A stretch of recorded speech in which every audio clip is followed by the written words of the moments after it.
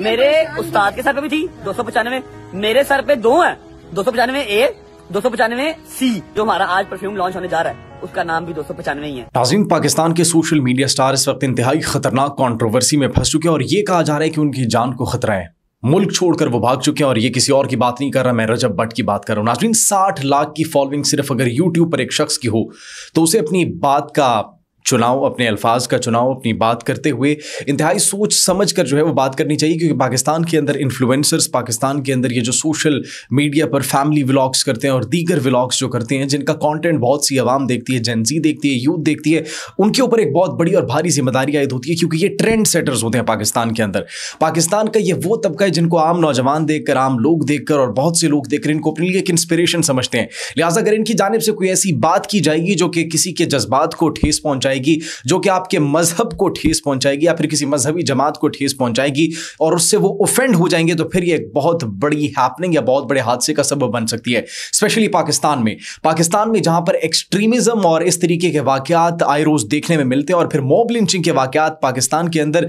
जिस कदर उनमें इजाफा हुआ है, इनसे आप अंदाजा लगा लीजिए कि आपको रिलीजन के मामले में, आपको दीन के मामले में बहुत सोच समझ कर बोलना होगा, अपनी जबान का बहुत सोच समझ कर जो है वो इस्तेमाल करना होगा, अपने अल्फाज का बहुत सोच समझ कर चुनाव करना होगा। लेकिन नाज़रीन, अगर पाकिस्तान की बात करें तो पाकिस्तान में सबसे बड़ी कॉस्ट जो अदा करनी पड़ती है वो आपकी स्टुपिडिटी की कॉस्ट है। अगर आप स्टुपिड हैं तो फिर आपको उसकी कॉस्ट, उसकी कीमत अदा करनी पड़ेगी और उसकी कीमत आपकी जान भी हो सकती है। यहां तो ऐसे ऐसे वाकयात हुए हैं जिसके अंदर नाज़रीन बगैर किसी सबूत के और बगैर किसी सॉलिड प्रूफ के लोगों को जो है वो मॉब लिंचिंग में और बहुत से ऐसे वाकयात में मार दिया गया, जान से मार दिया गया। मतलब इंसानी जान की कोई कॉस्ट ही नहीं है अगर पाकिस्तान में बात करें। लिहाजा आपने बड़ा एहतराम से और बड़े एहतियात से चीज़ों को लेकर चलना होता है और स्पेशली अगर आपकी सोशल मीडिया पर एक बड़ी फैन फॉलोइंग हो तो फिर उसको लेकर आपको जो है बड़ा मुहतात होकर चलना पड़ेगा। पाकिस्तान के अंदर अब ये सोशल मीडिया स्टार जो है रजब भट्ट, जो कि एक इन्फ्लुएंसर समझे जाते हैं, जिनकी एक बहुत बड़ी फॉलोइंग भी है और जिन्होंने millions of dollars, millions of Pakistani rupees और डॉलर्स भी अगर आप कह लें वो कमाया और बड़ा फेम हासिल किया ये आने वाले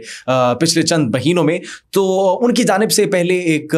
स्टेटमेंट जारी की जाती है और उस स्टेटमेंट के अंदर एक ऐसी स्टेटमेंट थी, कॉन्ट्रोवर्शियल स्टेटमेंट थी, जिसकी वजह से वो जद में आ जाते हैं, बहुत जद में आ जाते हैं और उनके ऊपर FIR भी दर्ज हो जाती है। अब ये एक ऐसा बंदा है नाज़रीन रजब भट्ट, जिसकी हम बात करें तो ये हमेशा से मुख्तलिफ कॉन्ट्रोवर्सीज का शिकार है। सबसे पहले नमाज बनाने की ये वीडियो सोशल मीडिया पर वायरल होती है, जिसके अंदर इन्होंने व्लॉग बनाया था और उसके अंदर नमाज बनी और टिकटॉक के ऊपर भी अपलोड की, जिसके अंदर फिर म्यूजिक वगैरह और बड़ा फनी कंटेंट के तौर पर जो है इसको प्रेजेंट किया था। तो अवाम ने जो है बड़ा तनकीद की और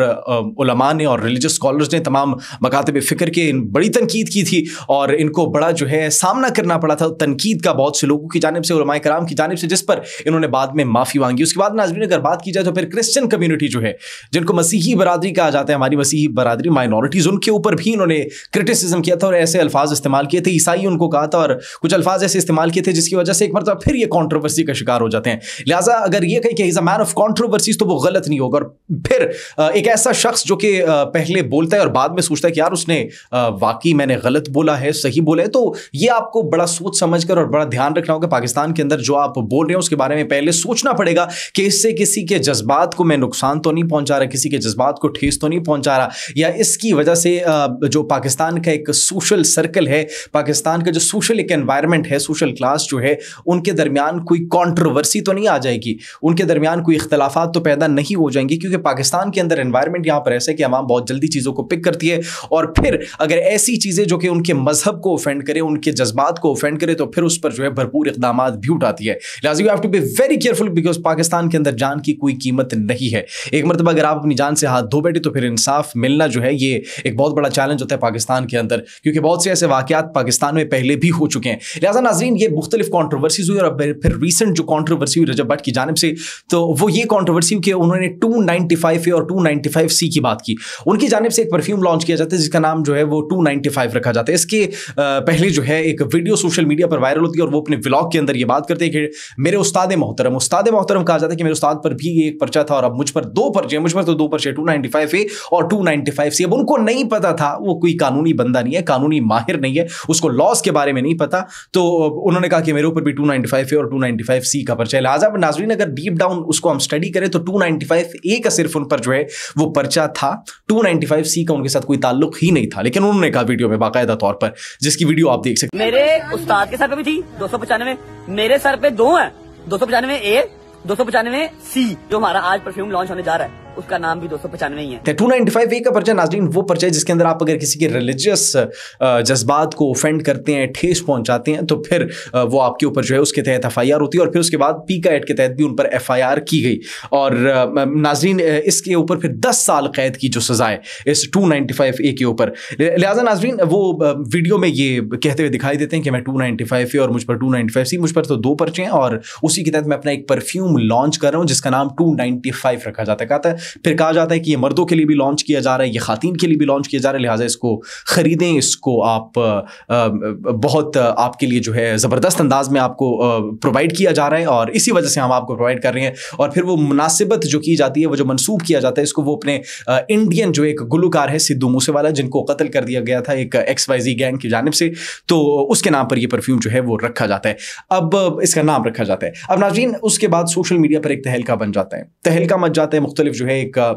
मखसूस तबका फ़िक्र, एक मजहबी जमात जो है वो मैदान में उतर जाती है और उनकी जानिब से बड़ी बोल्ड स्टेटमेंट्स आती है, बड़ी एक ऐसी स्टेटमेंट्स आती है धमकाने वाली कि इसको हम इसके घर से घसीट के निकालेंगे, घसीट के लाएंगे, लिहाजा इसके खिलाफ इक़दाम किए जाए, इसके ऊपर जो है FIR दर्ज की जाए। FIR की जाती है फिर रजब भट्ट के ऊपर और FIR की जाती है मुख्तलिफ सेक्शंस के तहत और पी का एक्ट के तहत भी उस पर FIR की जाती है। अब नाज़रीन उसी के बाद जब रजब भट्ट को पता लगता है कि ये मामला जो है हाथ से बाहर निकल रहा है, तो फिर वो दोबारा एक फ़ौरन वीडियो बनाते हैं और वीडियो के अंदर वो माफ़ी मांगते हैं। वीडियो के अंदर नाज़रीन माफ़ी मांगते हैं और उन्हें ये कहते हुए देखा जा रहा है, कुरान पाक उनके हाथ में, कुरान पाक के ऊपर हाथ रख के वो कहती हैं कि मैं हुजूर सल्लल्लाहु अलैहि वसल्लम को जो है अपना आखिरी नबी और रसूल मानता हूँ और अल्लाह सुब्हानहू व तआला को हाजिर और नाजिर जानकर मैं बात करता हूँ कि मेरा मतलब और मेरा मकसद किसी को ऑफेंड करना नहीं था। मैंने हरगिज़ वो जो 295 और 295C की बात की, वो कॉन्स्टिट्यूशन के लॉज के तहत बात नहीं की, मैं उन कॉन्स्टिट्यूशन के लॉज के तहत बात नहीं कर रहा था, मैं तो एक आम सी बात कर रहा था। 295 जो है वो सिद्धू मूसेवाला का लास्ट गाना था, तो मैंने तो सिर्फ उसके तहत जो है ये सिर्फ और सिर्फ अपने परफ्यूम का नाम रखा। मेरा मकसद जो है हरगिज़ और बिल्कुल भी ये नहीं था कि मैं किसी के रिलीजियस जज्बात को जो है वो ऑफेंड करूं या फिर उनको ठेस पहुंचाऊं। उनकी जानिब से माफ़ी मांगी जाती है और कुरान के ऊपर अल्लाह सुब्हानहू व तआला की वहदानियत का जो है वो एतराफ़ किया जाता है, हुजूर सल्लल्लाहु अलैहि वसल्लम की आखिरी रसूल और पैगम्बर होने का एतराफ़ किया जाता है और सहाबा किराम की इज़्ज़त और तकरीम का एतराफ़ किया जाता है। ये उनकी जानिब से जस्टिफिकेशन दी जा रही है, लेकिन अवाम नाज़रीन अवाम की जानिब से मुसलसल एहतजाज जारी था और मुख्तलिफ थानों के बाहर वो जो हम आपको बता रहे हैं कि एक रिलीजियस पार्टी है, उनकी जानिब से बड़ी बोल्ड स्टेटमेंट सामने आ रही थी और कहा जा रहा था कि इसको घर से घसीट कर हम लाएंगे, इसके खिलाफ इक़दाम होने चाहिए, इसके खिलाफ FIR होनी चाहिए। और एंड रिजल्ट नाज़रीन क्या निकलता है? एंड रिजल्ट ये निकलता है कि वो मुल्क छोड़कर जो है वो भाग जाते हैं, मुल्क छोड़कर वो फरार हो चुके हैं, निकल गए हैं मुल्क छोड़कर। क्यों? क्योंकि यहां पर किसकी जान की गारंटी आप देंगे? यहां पर तो अगर वो जेल में भी जाते हैं, अगर जेल पर भी धावा बोल दिया जाए, वहां पर भी अगर किसी को हलाक कर दिया जाए, मार दिया जाए, तो कौन पूछने वाला होगा? यहाँ पर तो एक वो सियालकोट के अंदर जो इंसिडेंट होता है जिसमें वो दाढ़ी वाला शख्स है, उसने सर पर टोपी पहनी हुई है, उसको नहीं पता कि कागज़ के ऊपर क्या लिखा हुआ है। वो जब कागज़ फाड़ते हैं तो फिर उसको तमाम वो फैक्ट्री वर्कर्स की जानिब से और तमाम तर लोगों की जानिब से हलाक कर दिया जाता है। मिला इंसाफ उसको?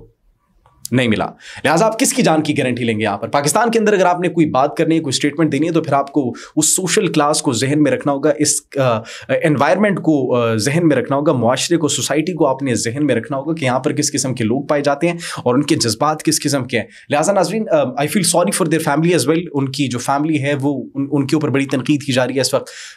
बड़ी तनकीद की जद में है वो भी, और रजब भट्ट भी जो है इंतहाई तनकीद की जद में है और इस बड़ी कॉन्ट्रोवर्सी का हिस्सा जो है वो इस वक्त बन चुके हैं। अब नाज़रीन सोसाइटी के अंदर वायलेंस देखिए कितनी बढ़ गई, और ये सिर्फ एक वाकया नहीं, बहुत से वाकयात हैं इसमें। आप साउथ पंजाब को देख ले, साउथ पंजाब के अंदर प्राइवेट जेलों के अंदर जो लोगों के साथ हाल किया जाता है, इंसान तो क्या जानवरों के साथ भी ऐसा सलूक किया जाता है कि टांग काट दी जाती है जानवरों की अगर वो किसी और की खेत में फसल में दाखिल हो जाएं। उसके बाद नाज़रीन ये रिसेंटली वाकया हुआ कि एक ऊंट की जो है वो टांग तोड़ दी गई, वडेरों ने टांग तोड़ दी, वो भी किस लिए कि उनकी खेतों में, उनके फसलों में जो है वो दाखिल हो गया था। लिहाजा इस सोसाइटी के अंदर जहाँ पर इतनी एक्सट्रीमिज्म पाई जाती है, इतना वायलेंस जो है उनकी रगों में दौड़ रहा है, तो फिर आपको जाहिर सी बात एहतियात तो करनी होगी। अब कमेंट सेक्शन में आप बताइएगा कि आप क्या समझते हैं कि वाकई जो है वो ऑफेंस क्रिएट किया गया था या फिर नहीं, ये एक गलती थी, एक स्टूपिडिटी थी रजब भट्ट की जानिब से, जिसके बारे में उसने फिर माफ़ी मांगी, एतराफ़ भी किया उसका। और आप इस बारे में क्या सोचते हैं कमेंट सेक्शन में ज़रूर बताइएगा। अपना बहुत ख्याल रखिए। अल्लाह निगहबान।